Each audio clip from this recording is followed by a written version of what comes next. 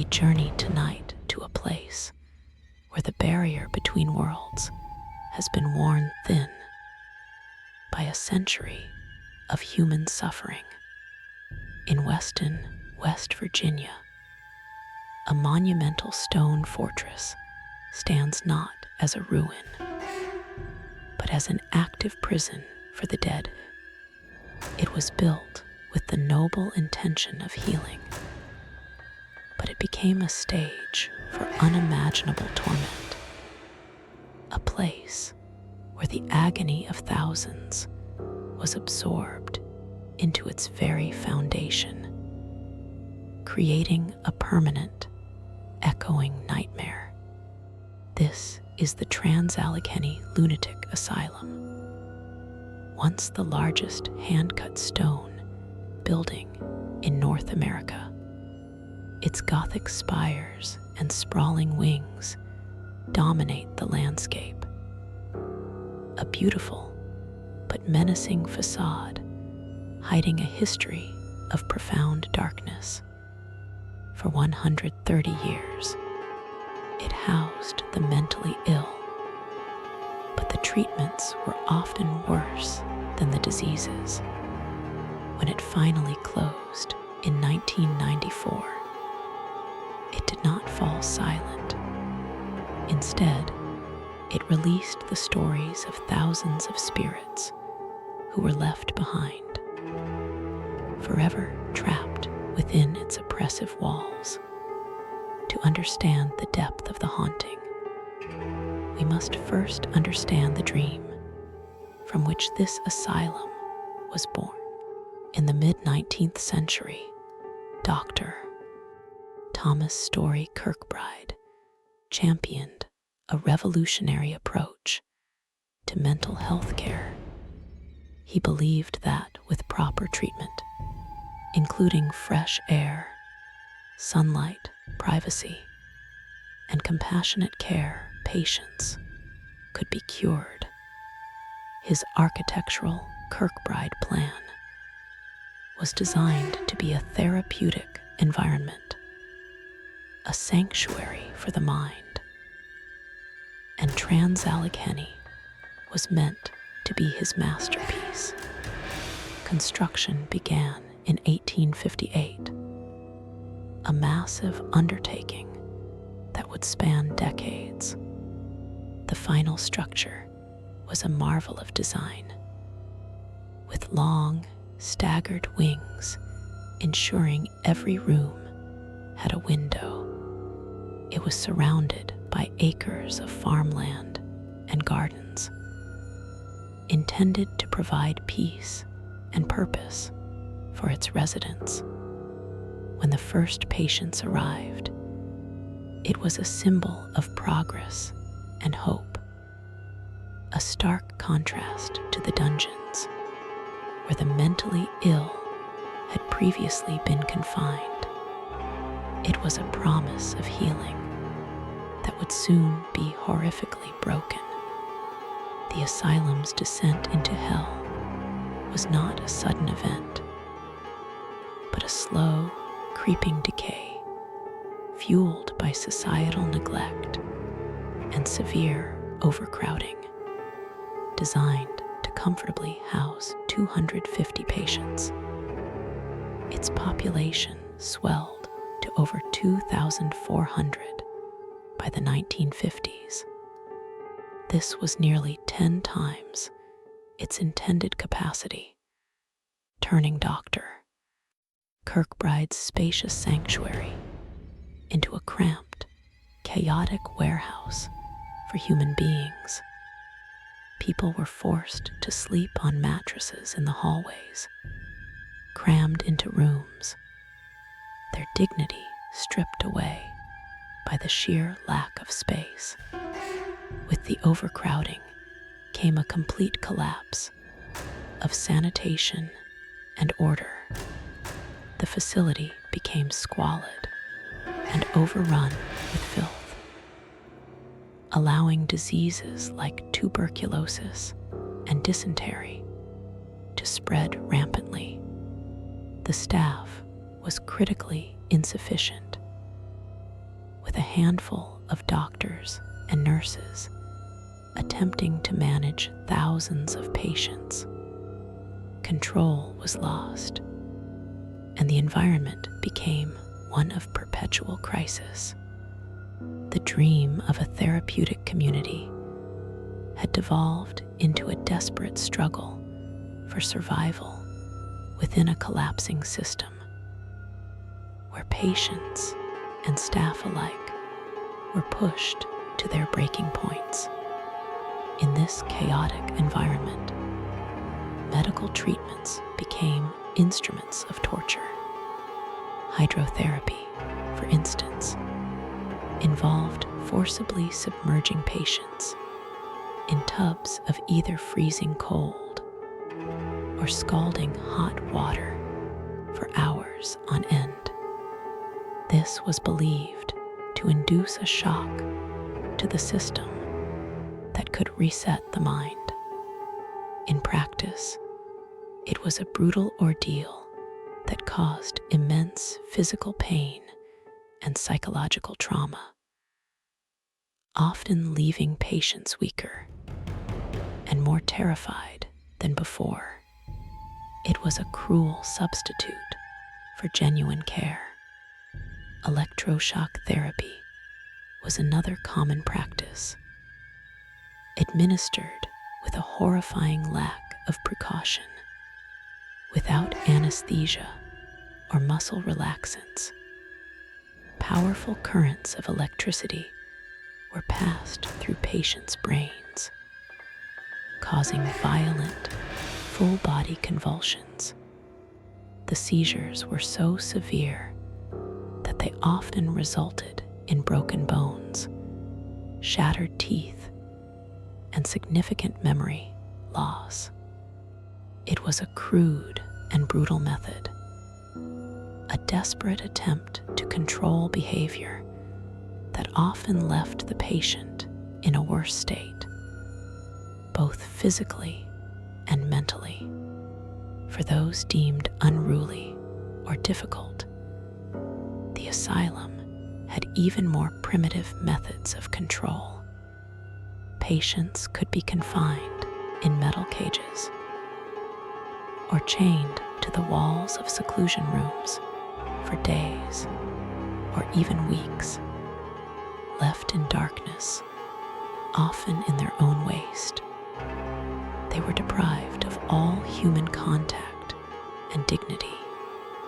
This extreme isolation was meant to break their will, but instead shattered their minds, pushing them further into the depths of madness and despair from which they were supposed to be rescued.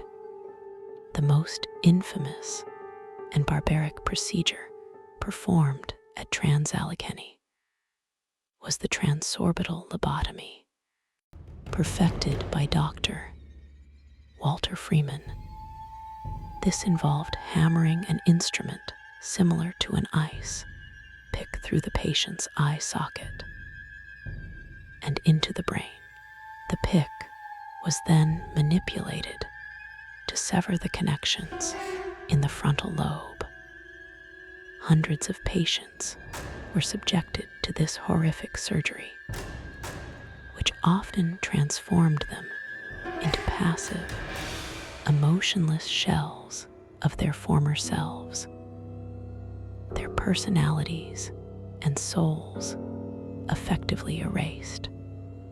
Violence became an inescapable part of daily life within the asylum's walls. Overwhelmed and desensitized, some staff members resorted to physical abuse to maintain order. Patients, driven mad by their conditions and their environment, frequently attacked one another. The official records are filled with reports of assaults, murders, and suicides. Countless individuals died not from their initial illnesses, but from the neglect, abuse, and violence they endured inside this supposed place of healing, the asylum had become a factory of misery. It was a dumping ground for anyone society deemed inconvenient.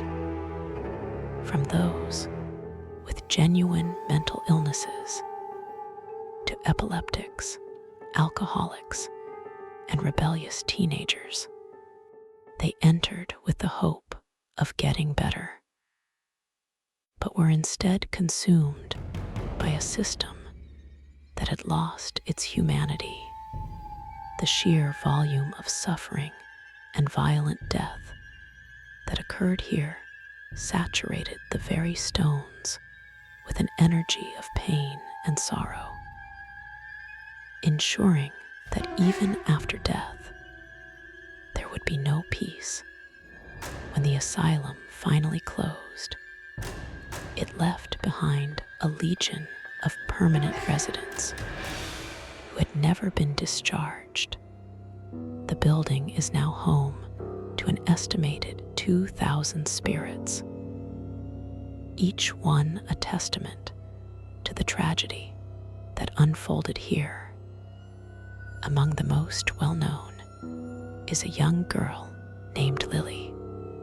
Her origins are uncertain, but her playful, childlike spirit is a constant presence in the children's ward, a heartbreaking echo of innocence lost in a place of immense darkness.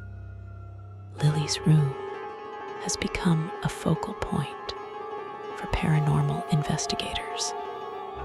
Visitors often leave toys like balls and dolls as offerings, and many have witnessed these objects move on their own. The faint sound of a child's laughter or singing is frequently heard in the empty corridors, and investigators have captured electronic voice phenomena of a young girl whispering or calling for her mother. Her story is a poignant reminder that children were not exempt from the asylum's horrors. In stark contrast to Lily's gentle spirit is the menacing presence of James, Big Jim Seaton, a patient who was brutally murdered in his sleep by two others. Big Jim's spirit is said to be filled with rage. He was bludgeoned to death with a piece of a metal bed frame, and his angry energy still lingers in the ward where he died. His presence is described as heavy and threatening, a cold spot in the asylum's already chilling atmosphere. Those who venture into Big Jim's territory report a range of terrifying experiences. The disembodied sound of deep, angry growls, heavy footsteps pacing the hall, and the feeling of being shoved by an unseen force are common. Big Jim's spirit seems to be vengeful, still furious about his violent and untimely death. He serves as a powerful reminder of the patient-on-patient violence that was rampant within the institution's overcrowded and understaffed wards. The hauntings of Trans-Allegheny are not limited to its time as an asylum. The land itself has a history of bloodshed. During the American Civil War, the partially constructed main building was used as a Union outpost called Camp Tyler. Skirmishes were fought on the grounds, and the blood of soldiers soaked the earth long before the first patient ever arrived. This initial layer of violence may have consecrated the land for the tragedies that were to follow. Apparitions of soldiers in Civil War uniforms are still seen today, particularly in the lower levels and basements of the asylum.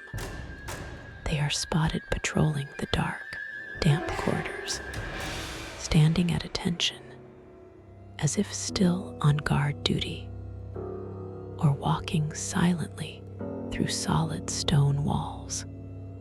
These soldier spirits are the oldest ghosts of the asylum, the first tragic souls to become tethered to a location that would later become a vortex of human suffering.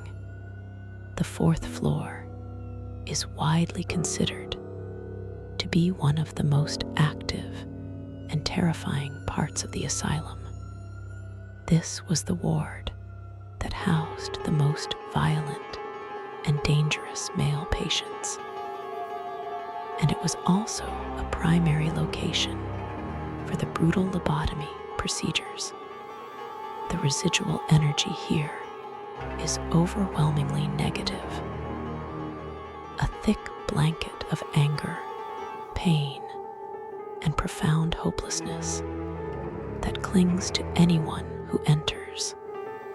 It is a place where the worst of the asylum's history feels palpably present. Visitors to the fourth floor often report hearing disembodied screams, moans, and seeing shadowy figures darting in and out of the old patient rooms. These are believed to be the spirits of the men who were subjected to lobotomies, their consciousness fractured, and their souls left to wander in a state of perpetual confusion and torment. The oppressive atmosphere is so intense that many people feel physically ill or are overcome with a sudden, irrational fear. The ward that once housed female patients with violent tendencies is another paranormal hotspot, charged with a frenetic and aggressive energy. Doors are known to slam shut with incredible force, seemingly on their own command. Objects have been witnessed flying off shelves, and loud, angry voices are heard shouting from within the empty cells. It is as if the rage and frustration of the women confined here has been permanently imprinted on the environment.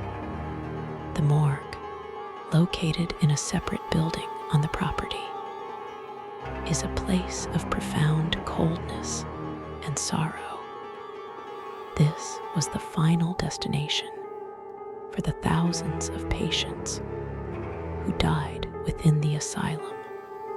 Its cold, stainless steel autopsy tables and body storage units are a stark reminder of the sheer volume of death that this facility witnessed. The air here is heavy with the weight of countless last breaths, and a feeling of being watched is almost universal. Paranormal activity in the morgue is subtle but deeply unsettling. Visitors and investigators report hearing faint, disembodied whispers in the stillness. Dark, fleeting shadows are often seen moving in the peripheral vision, darting between the autopsy tables, as if trying to avoid being seen. The overwhelming sense of sadness in this building is a powerful testament to the lonely and often anonymous deaths of so many of the asylum's forgotten patients. Since its closure, the asylum has become a world-renowned destination for paranormal research. The evidence collected within its walls is extensive and compelling. Investigators have captured hundreds of electronic voice phenomena, or EVPs. These are disembodied voices, not heard at the time of recording, that whisper chilling phrases like "get out," "help me," or sometimes even answer direct questions posed by the investigators. The visual evidence is just as startling. Countless photographs and videos have captured unexplained phenomena, from glowing orbs of light floating through the corridors to dense, human-shaped mists that form and dissipate in seconds. Full-bodied apparitions have even been documented, with figures seen looking out of the asylum's empty windows or standing silently at the end of a long, dark hallway before vanishing completely. What makes the hauntings at Trans-Allegheny truly terrifying, however, are the frequent physical interactions. This is not a passive haunting. Visitors have reported having their hair pulled, their clothes tugged, and feeling the distinct touch of an icy, unseen hand. People have been scratched, shoved, and even had small objects like stones or pebbles thrown at them from the darkness by an invisible assailant. The spirits here are clearly not just residual energy replays. Many of them demonstrate an intelligent and conscious awareness of the living. They seem capable of direct communication and physical interaction, suggesting that they are not mere echoes of the past, but are truly present, aware, and in some cases, extremely hostile. The asylum is not a quiet ruin. It is an active environment where the veil between worlds seems to have been torn asunder. The sheer scale and intensity of the haunting at Trans-Allegheny can be attributed to a perfect storm of paranormal ingredients. The building itself, constructed from porous sandstone, is believed by some to act like a massive battery, capable of storing the immense psychic energy generated by over a century of extreme human emotion. This natural energy storage is combined with an unprecedented history of trauma, creating a uniquely powerful haunted location. The building is a container, a vessel filled to the brim with the residual energy of every single moment of pain, fear, anger, and despair experienced within its walls. The thousands of deaths, many of them violent and unjust, have supercharged this environment. The overwhelming feeling of hopelessness and abandonment felt by the patients has created a powerful anchor, tethering their souls to the one place they knew on earth, a place of torment. To walk the decaying halls of the asylum today is to walk through an unmarked cemetery where the ghosts are not resting peacefully. You are in their home, and they are still living out the nightmares of their their confinement. Many of them seem to be trapped in a loop of their own trauma, while others are aware and angry, lashing out at the living who dare to intrude upon their eternal suffering. They cannot leave, perhaps because the trauma they endured was so great that it has permanently bound them to the location. Some may not even realize that they are dead, still believing they are patients in a functioning hospital.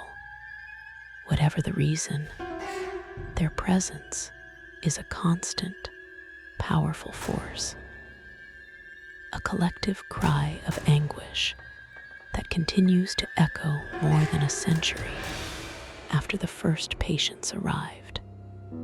The Trans-Allegheny Lunatic Asylum now stands as a dark monument to a failed chapter in medical history. It is a terrifying and profound warning about the dangers of dehumanizing the vulnerable and the long-lasting consequences of cruelty and neglect.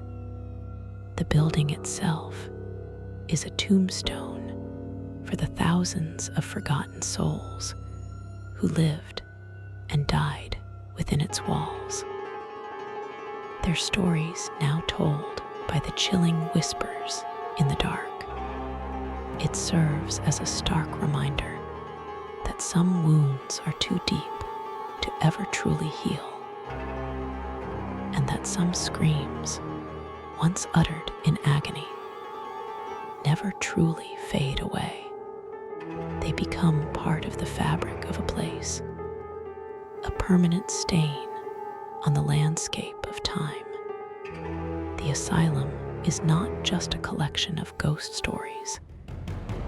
It is a single, massive, and unending story of human tragedy.